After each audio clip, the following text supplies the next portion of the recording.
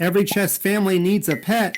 And in chess, we don't have dogs or cats or squirrels. By the way, who's got a pet squirrel? We do have pet horses. We don't call them horses, though. Chess masters call them knights. We get 2 knights per side. The knight begins 1 square from the corner. And the reason I like the knights the best is because the knight is tricky. He does not move in a straight line. The knight moves 1, 2, and then makes a turn. Now say it with me, chess kids. 1, 2, turn. 1, 2, turn. Do not count the square your knight starts on, though, okay? We only start saying 1, 2, turn once the knight has made his first move. By the way, does that remind you of a letter of the alphabet?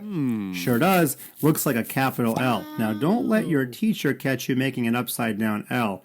Instead, that's just for chess. 1, 2, turn. In fact, the knight can make all kinds of crazy L's. Watch this. 1, 2, turn. That's right. The knight can land on the square h4. The knight can go back to g1. The knight can move here. This knight looks like a monster. He can go to all of these different squares. In fact, let's go ahead and make the knight move to the middle of the chessboard, and let's put black pawns on all of the squares the knight can move to. Believe it or not, these are all L shapes. Upside down L's, backward L's, L's lying on their back. The knight is able to go 1, 2, make the turn, and in fact, if the knight is lucky enough to land on a piece, just like a horse landing on you, it would squish you, and that's how the knight captures. So, 1, 2, turn.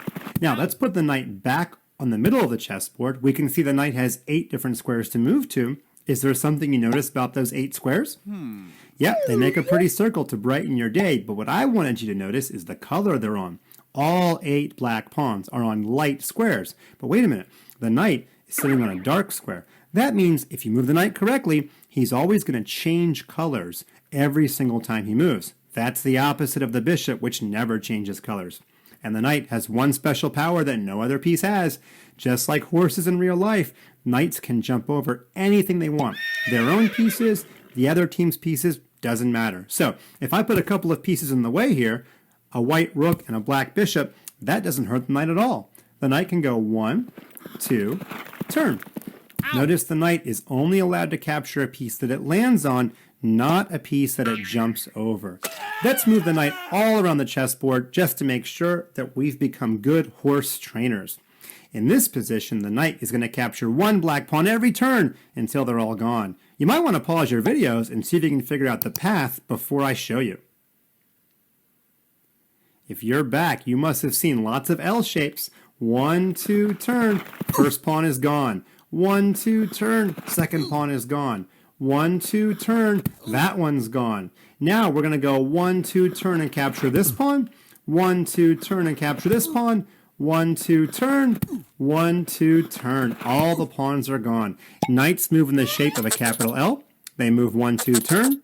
They're switching colors every single time they move, and they're the only piece that can jump over other pieces. Make sure you don't capture pieces that you jump over. It's kind of like duck, duck, goose. Just pat them on the head until you land on the destination square. That's all for the knight. You now have all the chess pieces memorized, and you're on your way to being a fun master yourself.